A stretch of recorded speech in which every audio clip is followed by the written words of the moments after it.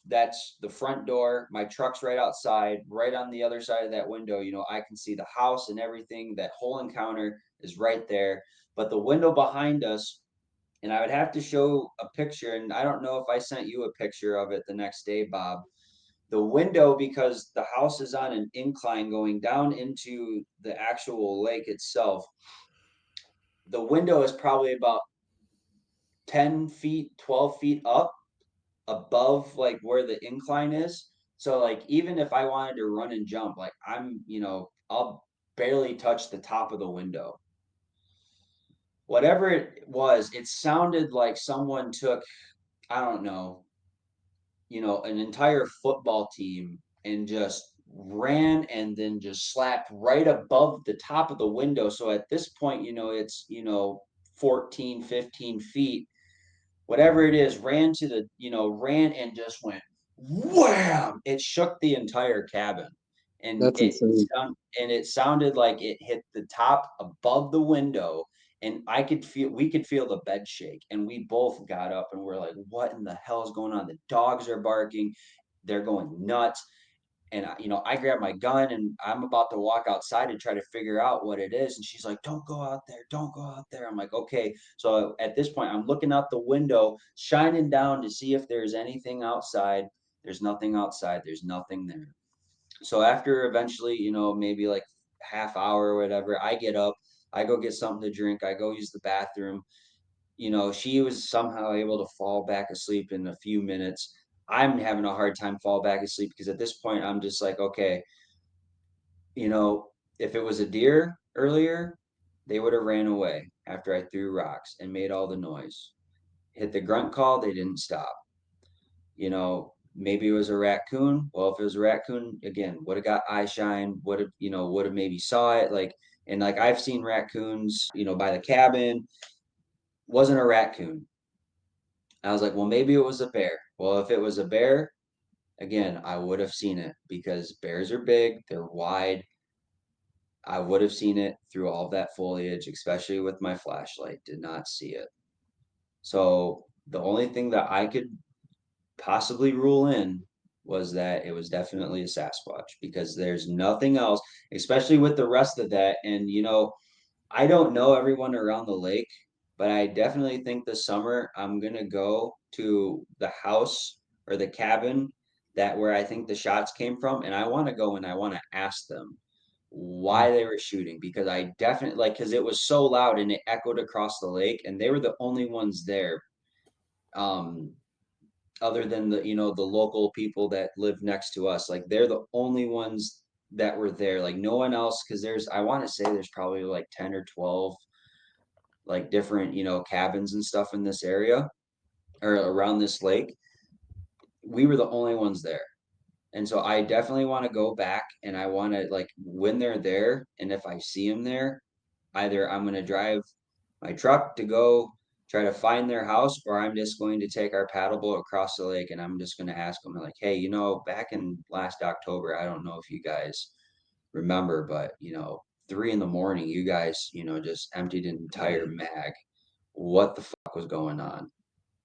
I'm not even going to tell them my story because I want them to tell me first. And then depending on how they answer it, maybe I'll tell them. But the next day, like I said, I was petrified at that time, but I thought, during the day, I'm okay. So I ended up getting up that morning. Definitely did not go out once it was dawn. I waited a little bit because at this point, I'm just like, you know what? We're going to have a good morning, have good breakfast. And then after everything's all said and done, I'm going to go out and I'm going to start scouting for, get some more scouting done for rifle season because we did have more people coming up than years prior. And I wanted to make sure everyone had a good hunt.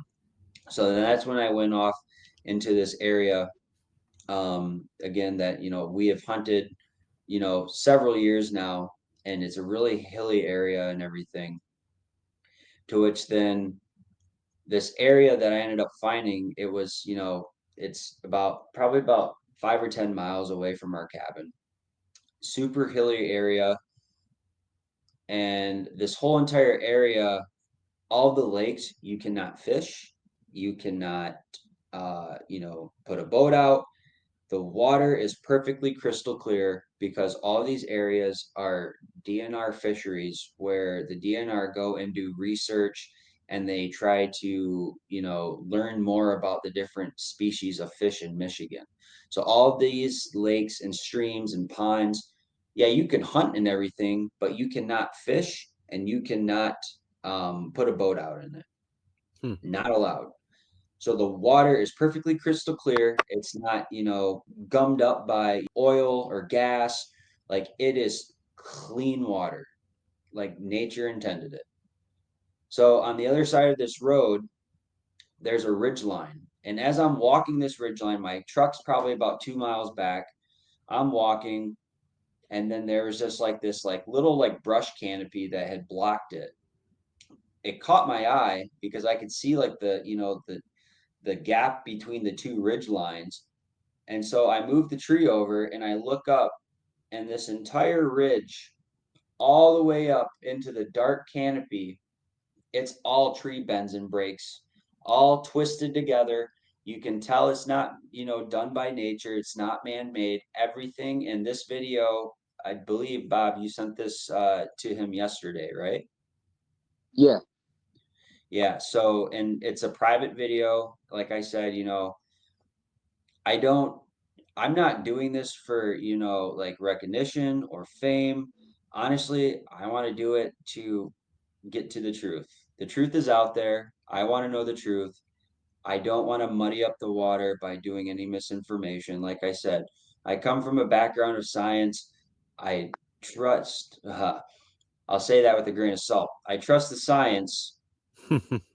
I, Careful. I trust theoretical it's science. it's Okay. 2000, Well, let's talk 2025. about Yeah. what could have been behind that tree. What could have come out if someone watches the video. All right, first of all, we got to say it's recorded on iPhone, right? An iPhone at night, which isn't going to have the greatest video, quality. So as an engineer, right, that dealt with lights and light refraction, light reflection, all this other the light sources. Give the light sources behind by the tree, everything like that. So, because I see people saying, "Oh, well, what if it was something that ran this way or that way, or what if it was a bird or all this other things that they're saying." So, the way that it comes out is it comes out, and you can measure like the height of the tree, and you can measure, you can compare that to how far that actually shoots out. That black, apparition or whatever it is shoots out, and it's just bizarre, man. So the way that light works, right? So if something is in front, so like let's say I'm shining a light this way towards you, the light is refracting off of your body itself, which would mean that the shadow is behind you. And then same thing, if the light is refracting from behind, or if the light is coming from behind me, right? So if the light's coming back this way, shadow's coming this way. So for my flashlight to hit something, and then for like you're saying, for something to go and reach around the tree like that, like all the light, like my light is in front of me like this. So the only way that something would pop up in a shadow is if my hand went in front of the light itself. But even then, if I were to do that like this with my hand, it would block that whole entire area out. If that's like, that light shining on something that's 20 feet away, if you're going like something like this, the farther that your viewing angle is out, and depending on how strong of a light it is, that's going to take it and it's going to magnify it, right? Almost like a magnifying glass.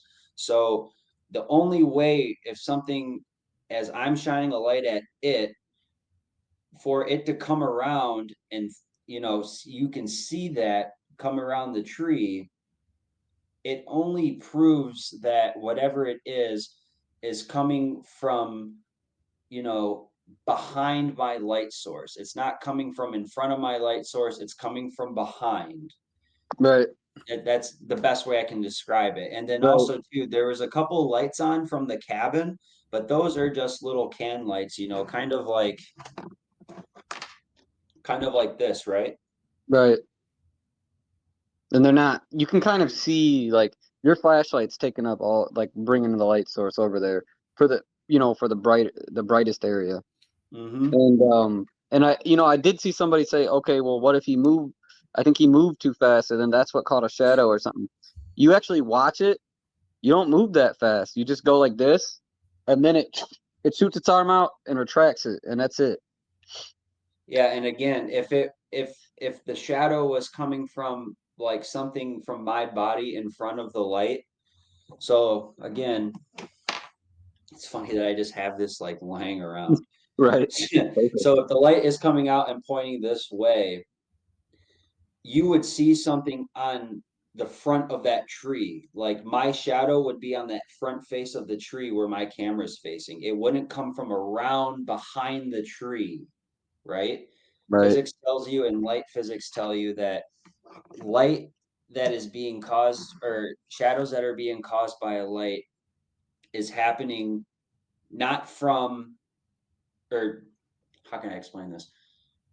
Light that is being shined on a surface, the light is only broken if something comes between that surface and the light, and wherever that point is being blocked is going to be blocked on the surface. So everything that is up or above or the left or the right, if that's in front, then you would see that shadow on the front face of where you're shining and not come from behind it. That's And not how. it does it so fast too. Like it's much faster than how fast they're moving the light like that. Like when you're like Mhm. panning over, that thing just comes out and then right there, and then it's it almost looks like an apparition of light, just like in Cameron or sorry in Martin's video, like where Mhm. the one that was walking behind him, kind of like an apparition of light, kind of.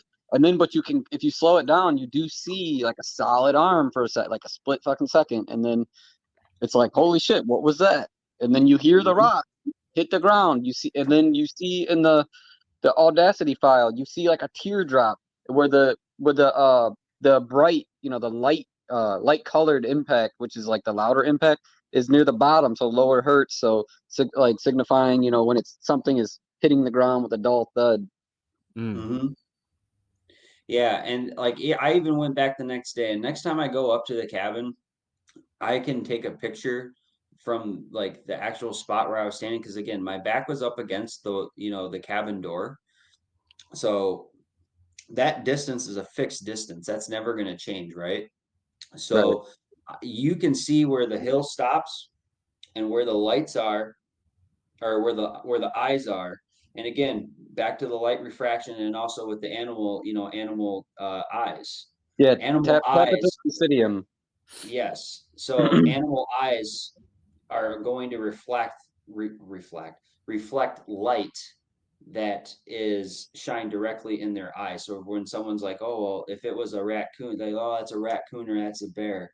Well, I'm sorry, I've never seen a raccoon and a bear with eyes that are super wide, that are like this far like in distance apart. Raccoon eyes look like little marbles on camera. Dude, it's important you're Cat mentioning this because of how far it is. It's hard to see like the size of it. Like we're talking about the iPhone, right? And it doesn't have the greatest, video qualities, but people have to trust your word. You know what I mean? And eyes. I do, you know, of what you saw.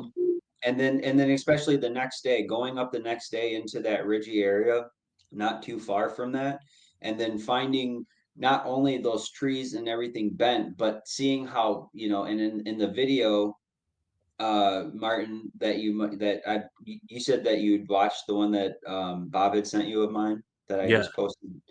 So as you can see, with those bends and those breaks in the trees, you can see how healthy that tree was. Like that had to have been within, a week, not even sooner, because you can see how that tree was healthy and then it was broken. And then you see all the other trees that go on top of it.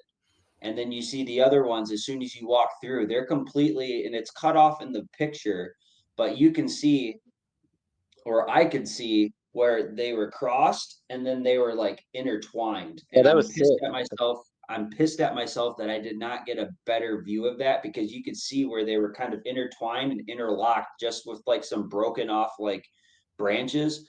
They were interlocked and intertwined with Dude, one it looked like another. a design on two of the pictures. How like interlocked, and the X's and the like the pad, like almost like a circular pattern, like I want to say like a hexagon or something.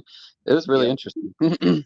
And then the farther that I walked up, there was actually one like branch or like a tree, like a really thin tree that was broken, and it was broken off to the exact same width as the valley between the two ridges, and it was almost just like, like a crossing, like a railroad crossing arm that comes down, blocking the entire path so your car cannot get past it, right? So like that, like you cannot get to the left or the right. Like I had to step over that. And when I did, like I just felt so unwelcomed. And then only just to walk up a little bit farther and then see that tree. And in the tree, you can see where, I had taken the picture, and I call it the beating tree, because it's not like a woodchuck or anything went up there, because you would be able to see like the actual bites from a woodchuck. A woodpecker would, they can decimate a pretty big surface area of a tree as well, but you can actually see, because woodpeckers are doing that to go and get like, if there's larvae or if there's, termites or anything in a tree, like they're picking through that to try to get those, those bugs and everything out of the tree. So they hollow out the tree, and it looks like little dots on the tree because they're hollowing it out. This looked like blunt force trauma on the tree, and it's a hard, actually, like it's a hard scale to actually go and like see it. So it's kind of one of those things where you just have to, trust me on this. This was probably about 2.5 feet above my head, and then that break, I would say, was probably about 10 feet up on the tree. And then that other part of the tree that I went and I broke it down in the video, you can actually see where they had broken that off, and then that part of the tree that they had used as the beating stick to beat that other tree was pulverized too, and that's all caused by blunt force trauma. And then in that area, if I were to turn around and I look, it's a flat area, and in one of the pictures you can see, because I ended up sitting on it, and that's where I have the bow in front of me on like its, like its little, its little rest, so I can sit it on the ground, and I have my back up against a tree. But that whole area was like flattened out, and it overlooks the lake. You can see the trail, you can see everything for miles around you. And I'm thinking, okay, this is a perfect area for one, vocalizations, and two, tree knocks. So if they're trying to get a hold of one another, well, then that's the best way. Later on in rifle season as well, I was hunting with my cousin. My cousin is a Marine. He's well, he's out of the service now. Guy's not scared of shit. I think I'm a tough guy. He's the one that growing up, he made me tough. So to watch him get scared after this one interaction, now we didn't see anything, but there was just a couple of weird things that had happened. Again, back to the weird owl hoots. What did we hear throughout the entire day? We and like he even said the same thing without me even saying anything. And I, had showed him. I call it Bigfoot Alley now with all the tree breaks and bends. I was like, as we were walking to this one area, I'm like, hey man, you want to see Bigfoot Alley? He's like, why you call it that? I'm just like, no reason. So I ended up telling him after this whole like thing that ended up happening to us. So we're sitting there one morning, and it's right before dusk. And again, it just sounds like owl hoots, but it's not like a great horned owl where it's like, whoo, whoo, whoo. It's like, whoo, whoo, whoo. Hmm. And we heard it like once or twice, like in the days prior, because this area that we were hunting in, like it like overlooked like this big CRP field, and right down, like maybe like 100 yards away from us. What is it? A river that leads right to all the fishery lakes. Again, it's a river. Follow the river. If you want to see a Sasquatch, follow the river. Stay near a river. And so this time when we heard it, it went whoo, whoo. Nothing responded back. Usually there's a call, and then we hear a response like a second or two later. There was no response. So again, it went whoo, "Who?" Like it like repeated itself like perfectly. Again, no response. This time when it did it, it sounded annoyed. It went whoo whoo whoo, and then it sounded like maybe a quarter mile away we hear ooh ooh, and like he looked at me and I looked at him. He goes, "That's not an owl." I go, "No." And then a few seconds later, it sounded like it just came out of nowhere, and it sounded really faint at first, but then it was just clear as day. Right down the trail was bipedal footsteps, and it was like boom, boom, boom, boom, boom, boom, boom, boom, and you could hear the heavy breathing where it's like, and then all of a sudden, and it sounded like it's going right down the trail, and then as soon as it would have broken off the trail and went right into the CRP field that we were overlooking on top of like this little ridge, it as soon as it should have came out, it stopped dead on a dime, and he looks at me and I look at him and he goes, "That wasn't a deer." And I'm like, "No." I'm like, "No, no." I said, "I told you this this area is not what you think it is." And the weird part was as we came out that day, one of my buddies ended up shooting a deer.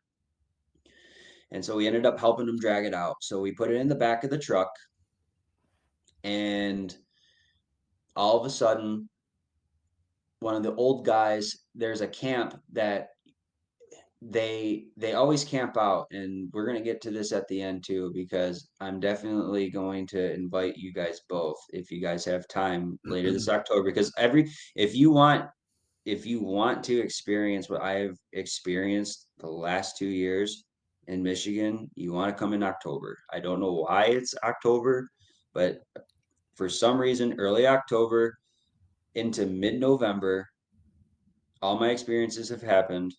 Hmm. So, I would love to have you guys come out and definitely have you guys go and camp out. I don't know, for how long or how long you guys would be willing to stay, but like even if I'm not there, like I definitely would love for you guys to come out there so you guys could try to get some evidence and corroborate a lot of things that I say, because one, I have no reason to lie. I'm not trying to get famous off of this. Again, I'm just trying to do this to, you know, help bring up the conversation and the topics of just some of the things that we've talked about this evening, so we can, completely, try to paint a better picture of what is actually, going on, and try to figure out a thesis of, okay, if we want to see these things, how do we do it? When's the best time to do it? So later, again, like I was saying, as we were coming out and we drug our buddy's deer out, old guy that always camps at the camp at like the bottom of the hill comes up. He goes, "Oh, like, congrats guys, who got the deer?" So I pointed to my one buddy, and as I'm doing this, I'm gonna pull something up. It's a beautiful area, man. It's It really is. Yeah, I'd be down. Go up there. I go camping in Grayling sometimes, so I had Yeah, encounter a that lot of too. That's why I dogmen, think about it, a lot of dogman sightings in Grayling around the Wasabi River or Wasabi River. yeah. Like, Sabo. yeah, Sabo, yeah, yeah. See, here come the comments. Here comes the comment Oh, section, oh, boys. man, Here you're they not from come. Michigan, dude. You're like, yeah. Um, It's like, what type of Michigander don't know how to say Shia? What is it? Shiawassee.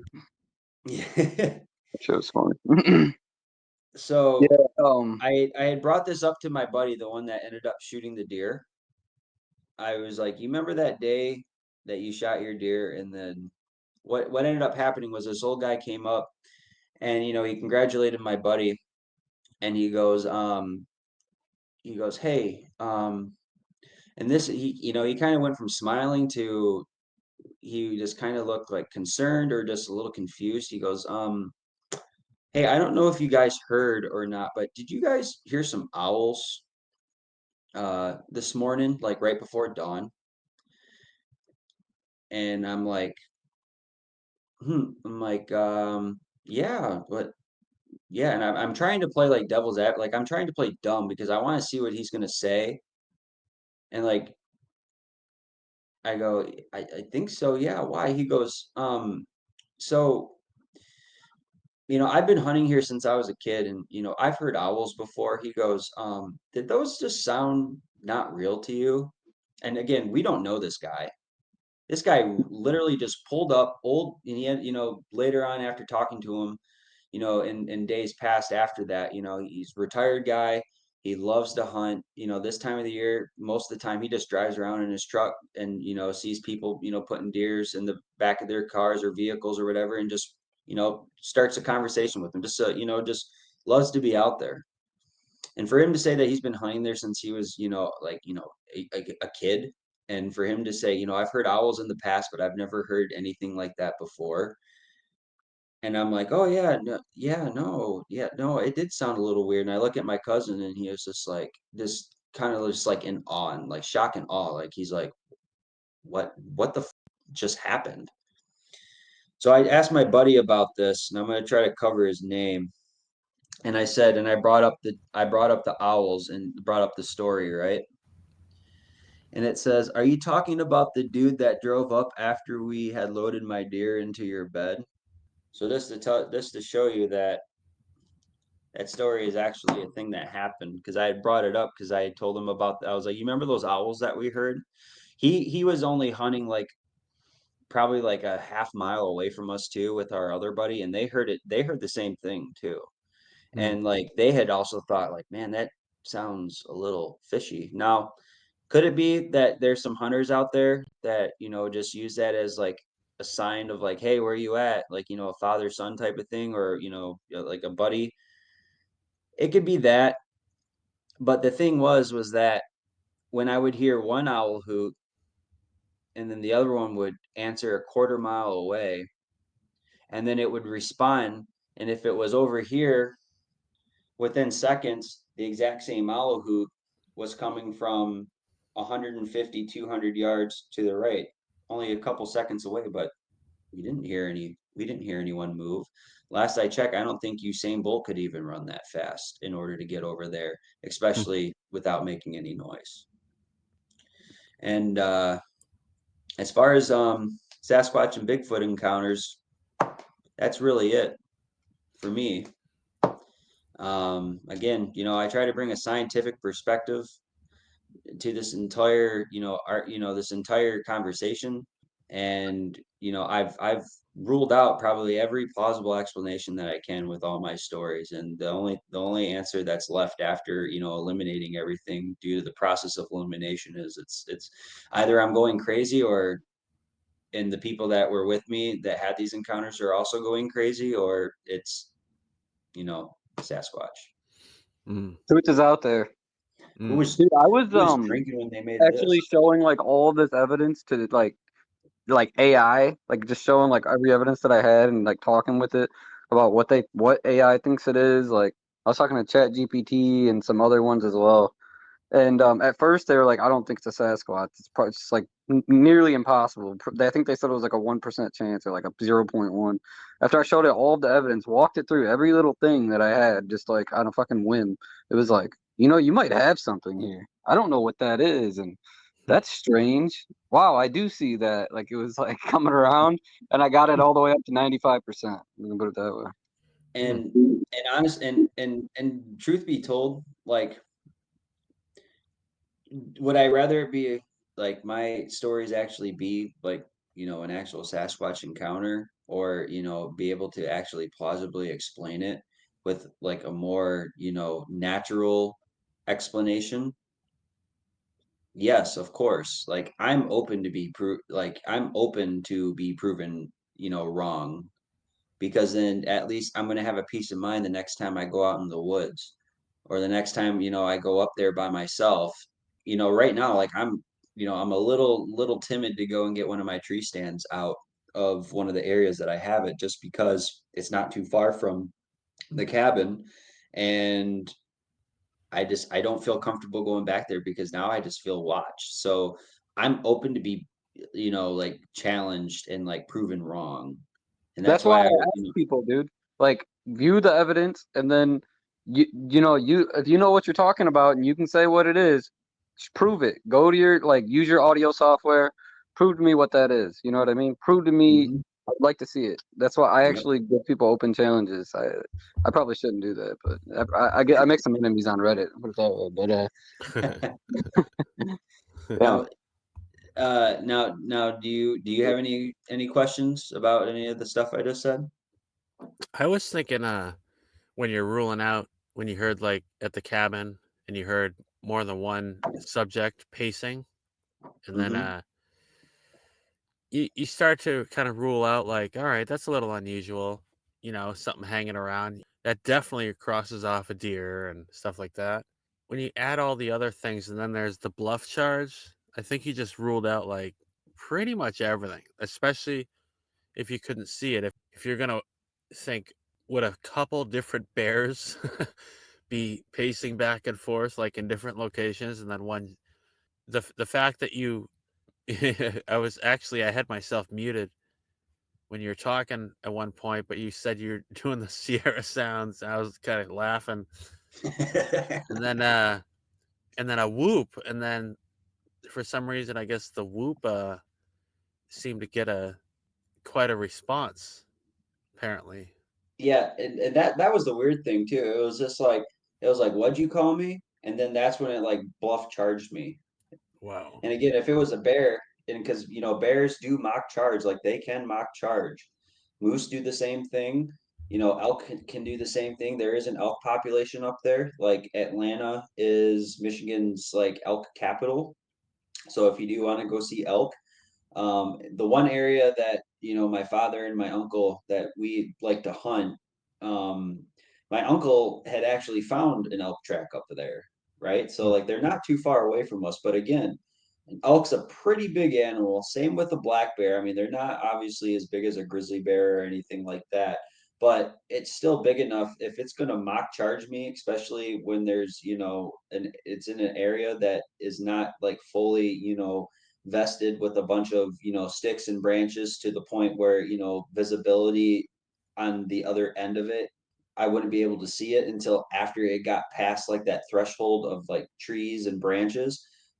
That's not in that specific area. Like it, and not only that, but also it sounded like it was doing it on 2 feet instead of four.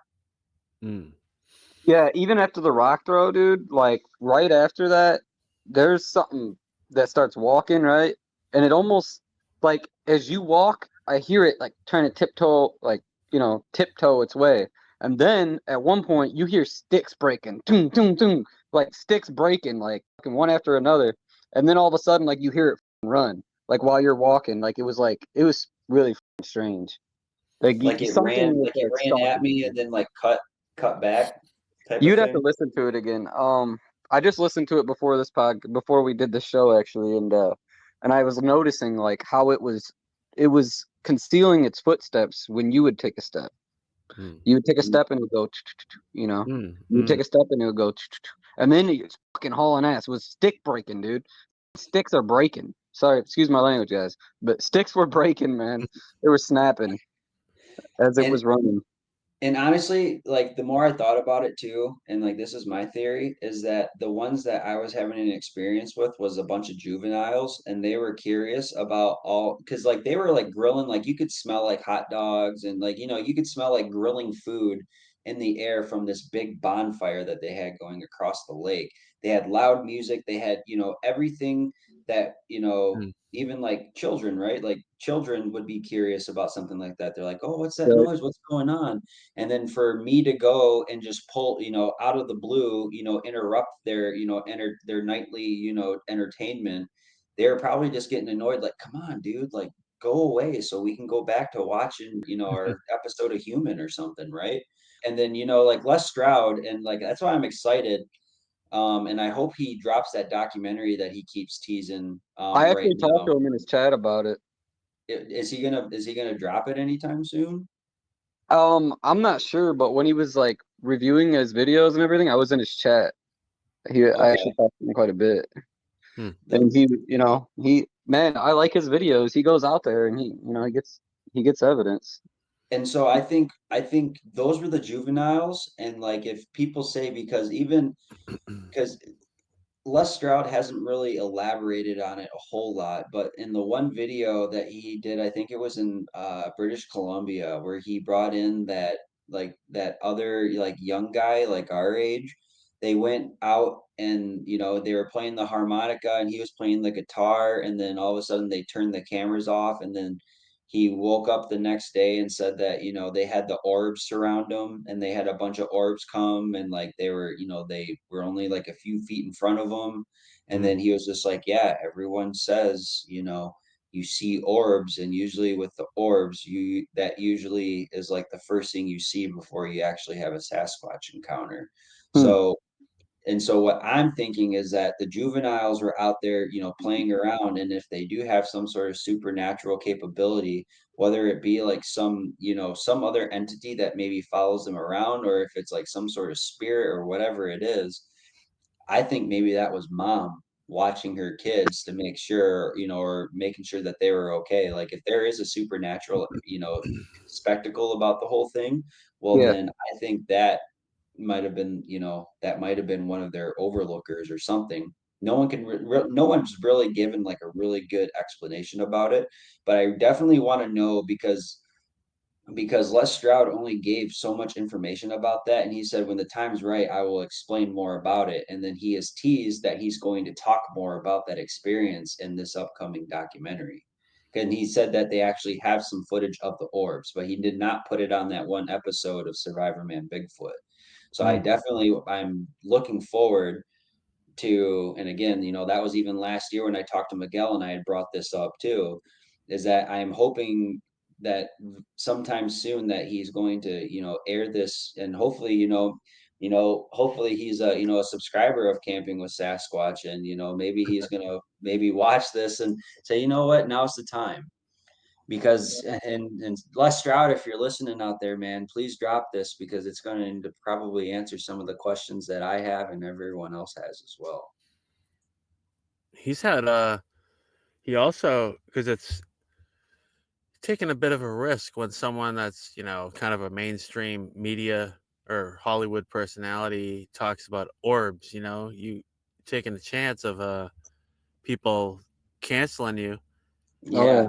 And he also said that he had two experiences where he heard basically a voice in his head that wasn't his. That was uh, one time during one of his shootings while he was walking, and he did a breakdown much later, like in the last 6 months, where he said this is what was actually happening right now. I didn't want to. I was doing Survivor Man, so I didn't want to. It wasn't about Bigfoot, but they literally said something like, "If you want to see us, go here." Like literally in his mind, something like that. Yeah, I just seen that actually recently. That's Oh wild. yeah. Yeah, he did do that. You also have to almost, and like this is one thing, and I've said this on like other YouTube comments, like a lot of like missing 401, because I'm like a big Dave Paulides fan too. Mm. And like when like usually in some comments, like I'll always say, like if you're going to go out exploring, like number one, always trust your gut. Like your Mm. intuition is your best friend when you're out in the woods alone. Yeah. Dude, And so that's like before my little man encounter, little people encounter. I was having a strange feelings. yeah. Speaking about that, I wouldn't mind sitting back and relaxing and let you share your stories. Uh, Sorry it took me so long. Like I told you, no, man, sometimes I it takes needed. me a little bit to get everything out. You're a great speaker, dude. Appreciate it. Appreciate it. Yeah, I like to see things from your point of view, and you go into detail. I like that.